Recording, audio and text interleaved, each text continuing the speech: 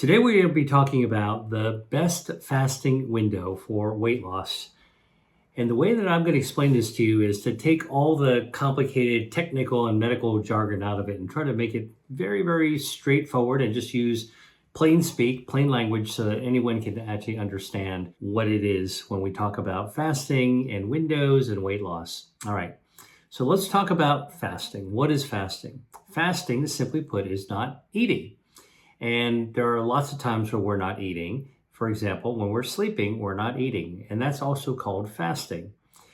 Now, when you get up in the morning after a night's sleep and you break your fast, you're having breakfast. And that's as simple as it actually gets. We're naturally fasting every single day when we're actually asleep. And then we break our fast whenever we eat. Might be breakfast. If you skip breakfast, it might be lunch. You might have an early lunch. And that is as simple as it actually gets. Now, there are ways of actually extending fasting and practicing fasting to be able to make your body do more during this fasting time. And I'm going to explain all that. But I want to take you back into history a little bit. There are many cultures and religions that actually routinely practice fasting. For example, when I was on a gap year before I went to medical school, I traveled to the Mediterranean, and one of the interesting experiences I had was to go to Mount Athos, which is this holy mountain in northeast Greece. It is a series of 20 monasteries built into the rock of this mountain, and I was doing some mountain climbing and hiking and doing research on the livelihood and the health of the people that lived in this monastic community. Now, they actually live a 16th century lifestyle, and that's what made me fascinated to actually take a look at what it would be like to actually live during medieval times. So that was a kind of like going to the time machine and coming out in the 16th century, for example. But the monks actually, in Eastern Orthodox religion, actually practice routine fasting. So this is fasting isn't just a modern trend. It's something that's been around for a long time. So fasting is also very natural. We do it every single day when we're not eating. Now, let me extend this idea of fasting, not eating, to an extreme. So if you were shipwrecked on a desert island and you didn't have food, or if your car broke down in the desert and you had to walk through, just parched desert environment for miles and miles and miles, and there was no food, eventually you would be not eating for not just hours, but for days, okay? And that's also a kind of fasting. And eventually, you'll actually start to consume your own body because your body is looking for energy. And that fasting becomes starvation. And obviously, you've seen pictures of people in concentration camps and in other extreme circumstances where they become skeletal. They have almost no muscle, no fat left in their body because they've been starving. And that's an extreme of fasting. And so that's important to understand as well. If you're in a desert and you don't eat for days and days and days, your body will consume itself. And that's an extreme of fasting. All right. Now, to understand the opposite end of fasting, let's talk about not fasting. So you're eating all the time. In fact, you're overeating. All right. And this is actually one of the big problems in many modern societies because we are surrounded by an abundance of food. And we are marketed food all the time, and we have it always just in front of us. So it's easy to snack on things. And then when we're eating, we're not eating mindfully, we're busy. And when we're overeating, we actually overload our metabolism, okay? And that's the opposite of fasting. And when we're eating, what happens is that our pancreas produces insulin, and insulin comes out whenever we are eating to be able to draw the fuel from the food that we just ate and put it into our muscles and put it into our storage systems, our fuel tanks in our body. That's our body fat, so that we have enough energy. Okay, it's very, very simple. And if you eat regularly, your insulin will go up and it'll actually take your blood glucose down to normal levels. And then you wait for your next meal, and then your glucose goes up, the fuel goes up, the insulin comes out, draws it back, and your insulin and your glucose levels go back down. That's basically how our body and our metabolism, the main part of our metabolism, works when it comes to eating and hormones like insulin. So I'm not going to go any much deeper than that for the moment. But what happens if you overeat and you're continuously putting fuel in your body? It's kind of like taking your car to a gas station and filling up the tank, and rather than stopping and pulling the nozzle out when the clicker goes on, your tank is full, you just keep forcing more fuel into your tank. Now in your car, the gas tank, the fuel tank, is actually made out of metal, so it'll just overflow. But in our body, when we actually overflow our fuel tank by adding too much fuel, meaning overeating, what we're doing is we're able to stretch our fuel tanks, and that's our fat cells. And you keep on stretching the next one and the next one, and you can actually make a single fat cell expand 3 times its size. That's 300%. And then you can actually make more fat cells when you need more fuel because you're actually eating more, overfilling our tank, so to speak. So fat fuel tank goes up, gets bigger, bigger, and you make some more, bigger, bigger. And this is exactly what we're actually seeing, this obesity epidemic. And between fasting normally and overeating, and then becoming and putting our metabolism through a lot of stress because we've got too much fuel in our body. And then you're actually stretching out your fat cells. That becomes obesity. And all the bad things you can imagine that happen in your body when you've got too much fat, too much fuel, becomes inflammatory and actually takes down your health. Your whole health systems actually get derailed. I read about your health systems in my book, Eat to Beat Disease, and I talk about metabolism and body fat in Eat to Beat Your Diet, my second book. And so if you want to actually get much more detail, I'd recommend you just read those books because I explain that in great detail. But for today, what I wanted to actually do is say overeating overwhelms your metabolism. When you've got too much fuel, you'll actually cause a lot of insulin to come out as well. And insulin, as I told you, is actually trying to draw that fuel into your muscles and into your fat stores. When you have too much insulin, one of the things that happens is that your body needs to make more insulin, keep on making more insulin because it needs more and more insulin. Then you actually have a lot of something called insulin-like growth factor that's produced in your body, IGF-1. And this insulin-like growth factor in normal amounts is perfectly healthy. But when there's too much insulin-like growth factor, IGF-1, that's a setup for a lot of dangerous situations, including metabolic problems, but also even cancer. Cancer is stimulated by an excess of IGF-1. This has been shown in the laboratory. It's been correlated in the clinic.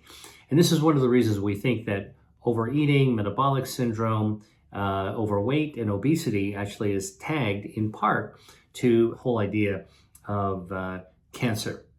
Okay, now, the other thing when you grow a lot of fat is that as fat expands, it's outstripping its blood supply. And when that actually happens, inflammation sets in. And now you've got inflammatory fat and your body actually suffers from the consequences of inflammation as well. So all this overeating and obesity to starvation, these are the two bookends. These are two extremes. And somewhere in the middle is exactly where we want to be. All right. So fasting is natural. Fasting is also beneficial. And let me kind of talk about the benefits of fasting as well. What's happening when we're not eating? Well, the great way to ask this is what happens when we're sleeping? Well, number one is that when we're not eating for a prolonged period of time, our insulin levels go down because there's no more fuel in the body to actually bring to our muscles and our fat stores. When our insulin goes down, our metabolism shifts gears. I call this like shifting gears in a race car, and it goes from fat storing mode to fat burning mode. All right, and when you're burning fat, that's actually when you're fasting. That's when you're sleeping. So a lot of people don't realize this, but we're actually burning fat when we're sleeping. You don't even need to exercise in order to burn fat. That's actually part of our body's natural metabolism. And that's also the reason why you want to actually fast for a good amount of time every night. So what's a good amount of time? Well, we know that on average, sleeping 7 to 9 hours an evening, so let's round that out and calling it 8 hours, is actually a good amount of time to sleep. Sleeping is restorative to your brain, to our metabolism, to our gut microbiome, to our immune system. Sleeping is so important for us. And one of the reasons it's important is that it gives us this window of fasting. So let's call it 8 hours of fasting, 8 hours of sleeping, where our body's shifted into mode to actually burn down extra fat stores. That's actually really beneficial because whatever calories you've loaded into your body during the day, you get to burn some of them off in the evening. Okay, so Again, this occurs, you shift into this state because your insulin levels are low, because you're not putting fuel into your body, and your body shifts into gear. Now, the other thing that can actually happen, one of the things that we say is that when you're sleeping at night, you should sleep in a cool room, like 67, 68 degrees Fahrenheit. That's pretty cool, all right?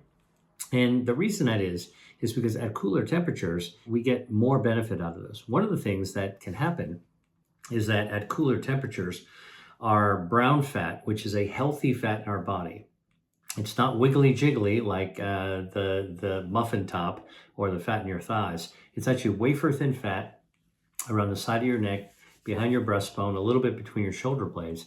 And brown fat at cool temperatures switches on. It's like turning on the gas jets on your stovetop. Click, click, click, whoosh. And on your stovetop, to turn on the gas, you need the flame is drawing gas, fuel from someplace. It could be a gas propane tank in the side of your house. It could be from the town's gas lines. But in your body, when your brown fat turns on, it's a process called thermogenesis. It triggers on the generation of heat. Click, click, click, whoosh.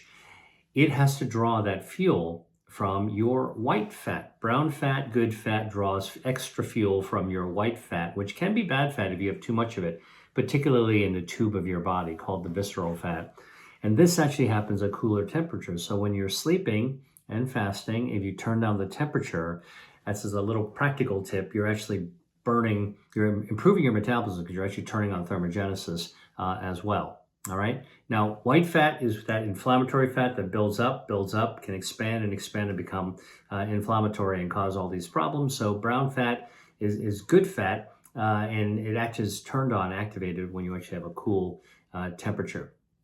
Now, when you are actually burning down that extra body fat that you don't need, one of the benefits is that your inflammation actually starts to taper off. Now, this isn't just on an hour-to-hour basis or even a one evening basis. This actually happens over time. And so this is why you want to practice regular fasting, which all of us do anyway when we're sleeping. But you should be conscious about it and mindful of the fact that when you get a good night's sleep, you're actually doing something good for your metabolism by burning off extra body fat. All right. Now, so where does all this, the new trend of intermittent fasting come from? It sounds like it's a brand new diet trend and everybody's getting into it, and you have to fast for 16 hours and eat only 8 hours. Now think about it. Eating only 8 hours a day would be like getting up in the morning at 8 o'clock and eating breakfast, okay?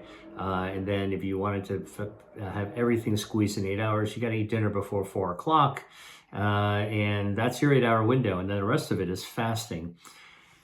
Look, a lot of people do that. It's a practice, and it works because if you're actually not eating for 16 hours, your body's shifted into that fat burning mode. You're actually going to lose weight because you're going to burn down extra fuel, burn down a lot of extra calories, and that can be beneficial for your body. But to me, and I think for most people that I know, probably you as well, practicing eating within an 8 hour window. So that's a tall order because it doesn't fit into most people's schedules. If you have a family, if you're cooking for a family, if you've got kids, if you've got a regular day job where you need to dine out, it's very, very difficult to actually squeeze everything into an 8 hour window. If you can do it, more power to you. But really, the whole point of healthy fasting and basically overall lifestyle and diet and lifestyle health is really to do something you can sustain regularly over the course of your lifetime, right? So it's very hard for most people to do 16-8 over the course of their lives. So I want to actually explain how to actually do fasting in a more common sense sort of way. So first of all, I want to just recap a little bit the 16-8, which does work. And by the way, 16 and 8, 16 hours of fasting and 8 hours of eating isn't some magic number. I mean, it works clinically, it works in people, but isn't a magic number that was studied in huge clinical trials and then medical scientists pulled out, you have to fast for 16 hours. It's not a hard fast rule. Any fasting actually works. And in fact, the 16-8 idea came from a publication that was from lab animals, all right? So that 16-8 was kind of arbitrary from a researcher, and it does work in people, but again, it's not that practical. So, and then during that 16 hours of fasting, again, your metabolism is shifting into fat burning mode. You're burning down extra calories, you're lowering inflammation, you're losing visceral fat, and you're losing body weight. All right. So it's actually good for you in a lot of different ways. However, it's not practical. So what I actually think that you should know is that research has been done showing not only 16 hours of fasting and 8 hours of eating works, but even 12 hours of fasting and 12 hours of eating, which is a much more reasonable time frame, also is a decent way of actually doing fasting. Okay, you can also have weight loss, you can also lose body fat, you can also improve your metabolism. All right, and that's actually quite a reasonable way to actually operate. Now, before we talk about 12 hours of fasting and 12 hours of eating, which is the more reasonable way of doing it, I want to actually talk about there's some situations where people do fast from a medical perspective for long periods of time, 16 hours and even more, maybe even fasting for a day or two. And what happens is that when you fast for a long time, before you go into starvation, your body actually starts to generate its own energy, right? So you're not putting fuel into your body, and your body eventually senses this and it goes into panic mode. It goes, okay, now we need a new plan A to get some energy. So what it does is that your body will actually produce ketones. Ketones are an alternative energy source in your body. You can't produce them forever, all right? This is when you start digesting your own body. But during the period of time you're producing ketones as a fuel source, and your brain uses ketones, for example, it's been found by medical researchers that it can be useful for treating seizure disorders and epilepsy, okay? It's also been studied in, because it affects the brain, it's also been used as a metabolic intervention to treat brain cancers like glioblastoma. And there's some evidence showing that fasting and ketogenesis, the generation of ketones, can be helpful and useful, and there's an active area of research. Okay, so what I want to actually say now is let's talk about how to actually do it in a window that's actually quite reasonable to do. So 12 hours of fasting and 12 hours of eating, you can actually do that very easily. So I'll tell you how I do it is if I am getting up at 7 o'clock in the morning, for example, and I eat breakfast at 8 o'clock and I have my regular day. Let's say that I eat dinner at around 7 o'clock in the evening for most of the time. And many people, like for me, I eat dinner, it lasts about an hour. Most people, about the same. I know that there are many places around the world where people enjoy 2-hour dinners. I think that's a privilege. And usually if you're eating with other people, that's also a healthy thing to do. But if let's say that I eat dinner at 7 and I put my dishes away at 8, I'm done. All right. Now I don't eat again until the next day. All right. I don't do midnight snacking. I don't, grab one last thing before I go to bed. So let's say that I go to bed at 11 o'clock. All right. I usually go to bed a little bit later, but let's say for the sake of this argument, my model example that I'm going to bed at 11. I should try to sleep for 8 hours, right? So I'm actually going to bed at 11. I want to sleep until 7 in the morning, which, that's a reasonable amount of time. That's not too late to go to bed, and it's not too early for rise. All right, so 11 to 7 is my sleeping time, that 8 hours. A lot of things are happening in my body. That's good, right? So remember, let me explain this to you. I'm eating dinner at 7. I finished eating at 8. I put the dishes away. The fuel in my bloodstream is going up after I'm eating the food. My insulin levels are going up to draw that energy down into my body, into my muscles, and into my fuel tanks, my fat cells. But I'm not eating after I put the dishes away. And so eventually my fuel levels, my glucose will go down, the insulin levels will go down. All right, and my body senses that and it goes, all right, let's switch into fuel burning mode since we're not going to be loading up, we're not going to be storing fuel anymore. Let's just burn it down. And so between 8 o'clock and 11 o'clock when I go to bed, it's about 3 hours of time where I'm fasting. I'm starting my fast. All right, then from 11 o'clock to 7 in the morning, that's another 8 hours. So it's 3 hours before bedtime and then 8 hours during that. That's 11 hours, all right, from 11 to 7. So 11 hours of fasting. And then, and in that time, my body is switched into fuel burning mode. I'm burning down extra calories. I'm burning down fuel, extra fuel that's stored in my fat. I'm helping to streamline my metabolism. At the same time, a lot of other good things are happening. While I'm sleeping, my brain is being detoxified. My gut microbiome is rebooting. My immune system is actually being reset, and I'm actually improving my metabolism. Okay, and my gut microbiome is also being improved as well.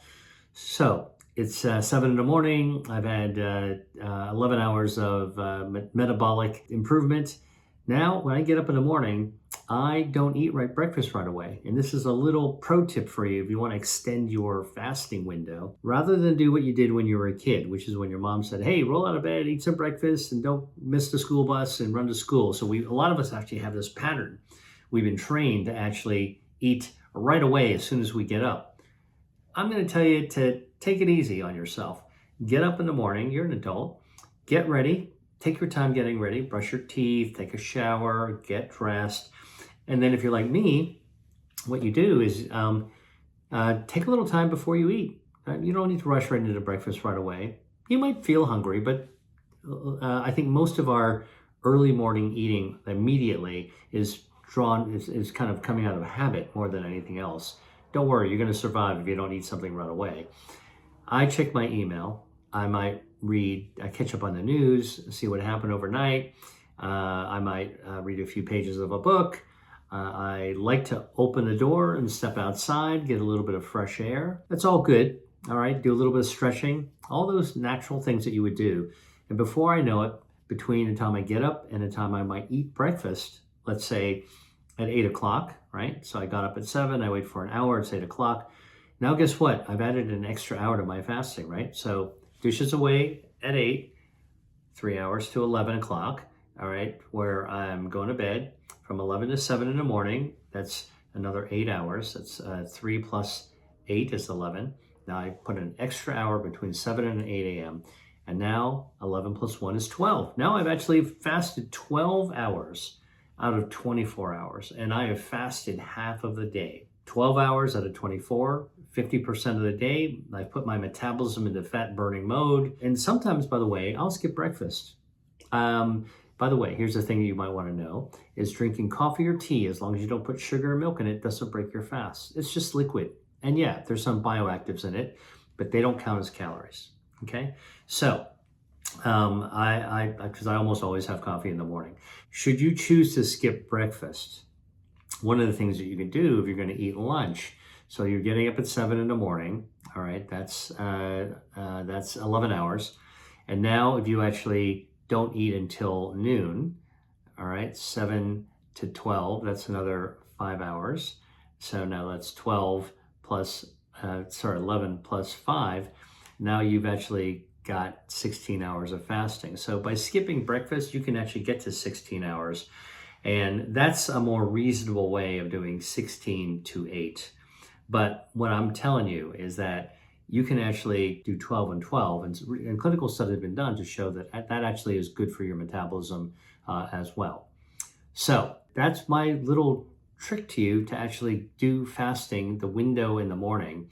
It's something that when I'm busy, I will sometimes skip breakfast and I can extend my fast. And that actually is something that's even better. And the key thing I want to tell you is that no matter how many hours you're fasting, the one thing is when you finally do eat, let's say you eat breakfast after, at 8 o'clock, or let's say that you skip breakfast, you're eating lunch, whatever you do, you don't want to overeat. Remember we talked about overeating. What overeating does is actually overloads fuel, puts too much fuel in your fuel tank, and you're going to start building up those fat stores again.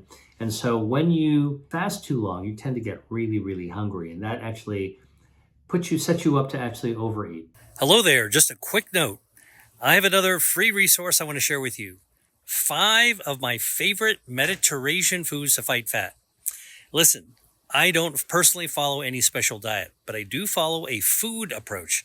I call it the Mediterranean way because it brings together the healthiest cuisines from 2 parts of the world that live really long and well, the Mediterranean and Asia. And I put together a list of 5 specific foods that you can add to your plate, Mediterranean style, so you can optimize your metabolism and fight harmful body fat. Download it for free right now from the description below. Now, back to the video. I like to remind people this idea of not overeating. There's a Japanese saying from a Confucian concept called hara hachibanmi. Hara hachibanmi basically means stop eating when you're 80% full, meaning when you're satisfied with your meal, you got to have interoception. That means that you're paying attention to how your body feels. When you feel satisfied that you've had your food, but not full, so you're 80% full, on your way there, but you're not full, stop. Leave the party before it's over. Don't clean your plate. Stop when you're 80% full and leave the table, all right? Or stop eating. That's actually a good rule of thumb, so you're not overeating after you're actually fasting. Now, there's a couple of things that you want to look at when you're looking at time windows, because I just gave you a time window during the day that I think works for most people, certainly works for me. But there are some situations that require you to be a little bit more creative. For example, if you work a night shift, so whether you're a security guard, you're a nurse, you're a doctor, you're a fireman, on overnight shift, graveyard shift, or you're a policeman, look, you're actually going to be dealing with a completely different mindset, but you can actually work it out in your head where when you are awake and at work, you're actually eating. And then when you come home post shift, you use those, you use that 8 hours and then extension on both sides in order to be able to still give you the 12 hours. The key is that when if you're going to eat at work, when you come home, don't eat a ton of food and keep on eating a ton of food when you're home, like as if you were having a day shift job. That way, you're not disturbing your sleep cycle, your metabolic cycle, your fasting cycle while you're at home during the day. All right, so you just got to be able to invert, turn the schedule upside down. If you're doing a night shift, treat the night shift as the time you're going to be eating. And then when you're at home, don't start picking at the food during breakfast, lunch, and dinner hours. Nope, just flip it around, and home time becomes fasting time. All right, now the one thing that's difficult about night shift is that during the daytime, sometimes it's hard to sleep quite as well. So you're not actually getting good deep sleep. We call it REM sleep.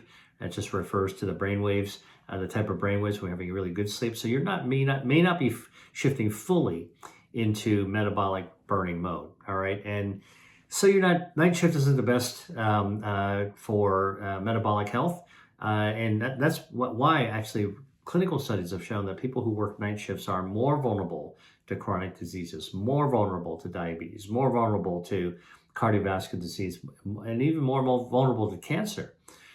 So my advice, if you work the night shift, and I've worked plenty of night shifts as a doctor, all right, is that when you get a chance, ask for the day shift. All right. Now, another couple of things that are to keep in mind is that, how do you manage fasting when you're traveling? You're on vacation or you're on business travel. And this is the tough one because you might be crossing time zones, right? It's evening when you leave. It's a bright day when you wake up, and you might not have slept well on the plane, and you might have been fed all the time on the plane, or you might be in a hotel and now you don't have ready access to food. You don't have much control over the food. Vacation is really, really tough.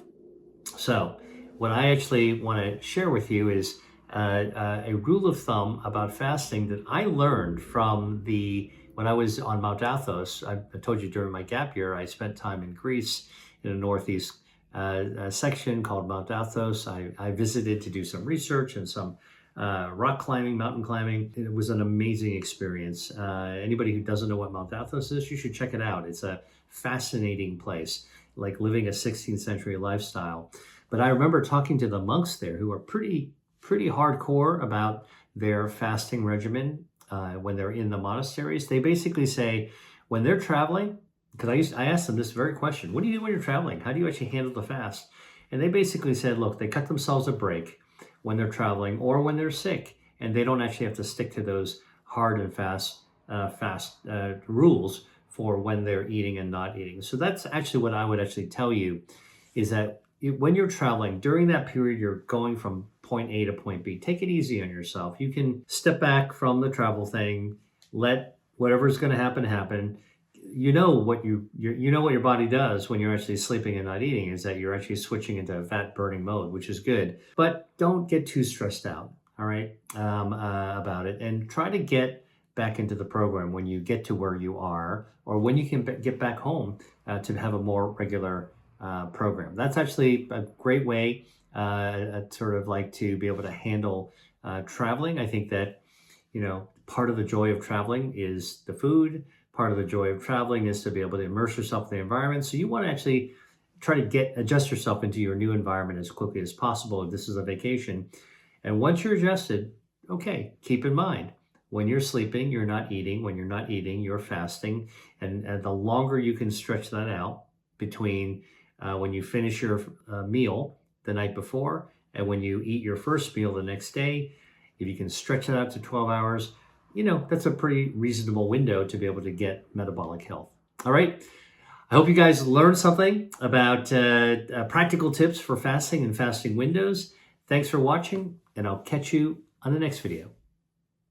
Hi there. If you enjoyed watching this video, I know you'll love the next one. Stay here and check it out, and I'll see you there.